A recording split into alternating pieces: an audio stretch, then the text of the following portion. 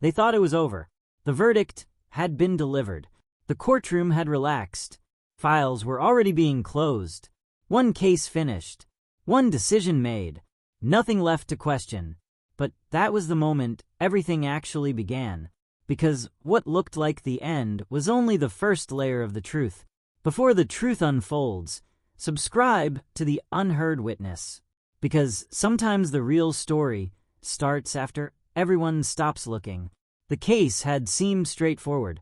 A warehouse theft. Late night. No witnesses. No struggle. Just missing inventory and a single suspect. The man had worked there for years. He knew the layout, the storage patterns, the timing of deliveries. When the theft was discovered, suspicion moved quickly. Access logs showed his credentials used during the incident. Security footage captured a figure entering through a restricted door. The height matched. The movement felt familiar. Not enough to identify clearly, but enough to build confidence. The investigation focused on him immediately. He denied everything, said he had not been at the warehouse that night. But the evidence was strong, too strong. The case moved quickly to court. The prosecution presented a clean timeline. Access granted, using his credentials. Entry captured on camera. Inventory removed. Exit without disturbance. Everything aligned. The defense struggled, because there was no clear gap, no missing link, only his denial. And denial was not enough. The jury deliberated. Not for long. The verdict came back. Guilty. The courtroom accepted it, because the story made sense. The judge finalized the decision. Sentencing followed. The man was taken away, and just like that, the case was closed. Or at least, that's what everyone believed. Days later, something small happened. Not dramatic, not obvious, just a routine audit. The warehouse conducted a follow-up inventory check.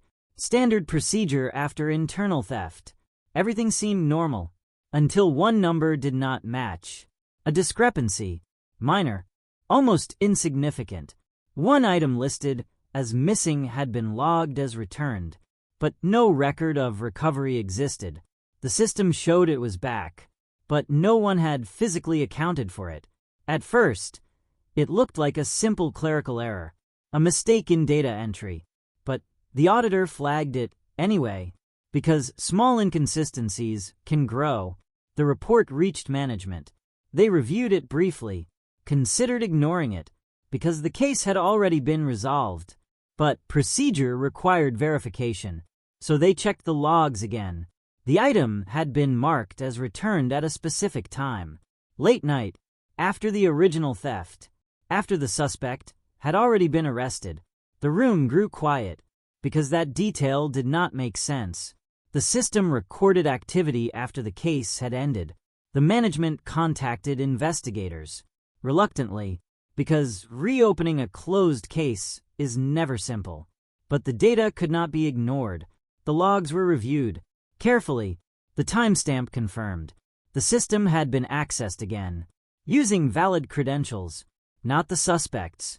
A different account, an account with higher clearance. The investigators paused, because this changed everything. The warehouse had multiple access levels. Only a few people could override system entries. Only a few could adjust inventory logs. The case that had seemed finished now had a new layer. The investigators returned to the security footage, this time looking beyond the original incident. They searched for activity after the arrest. The cameras revealed something unexpected. A figure entering the warehouse late at night. Calm, unhurried, not hiding, not rushing. The movement suggested familiarity, control. The person walked directly to the storage area, spent a short amount of time there, then left. No alarms, no forced entry. Everything done with proper access. The footage was clearer this time, the angle better, the lighting stronger. The investigators froze the frame, because now the person could be identified, and it was not the man who had already been convicted. The case reopened immediately, quietly, carefully. because the implications were serious. An innocent man could already be serving time. The investigators examined the system logs again, this time focusing on patterns, access history, timing, repetition. The new account appeared multiple times, always at unusual hours, always during low activity. The pattern suggested more than a single incident. It suggested ongoing access. The original theft now looked different. Not a one-time event, but part of something larger. The investigators traced the account. It belonged to someone inside the company, someone with authority, someone above suspicion. The pieces began to shift. The original evidence still existed. The credentials, the footage, the access logs. But now those pieces looked staged, placed, arranged to point in one direction, away from the real source. The investigators returned to the original footage, watched it again, slower, closer, frame by frame. The figure entering during the initial theft, the movement, the posture, it matched the new footage. Subtle details, the way the person turned, the way they paused near the door. It was the same individual, the same pattern, the same control, but the identity had been hidden the first time, blurred by poor lighting, misinterpreted by expectation. The court was informed. The case was brought back.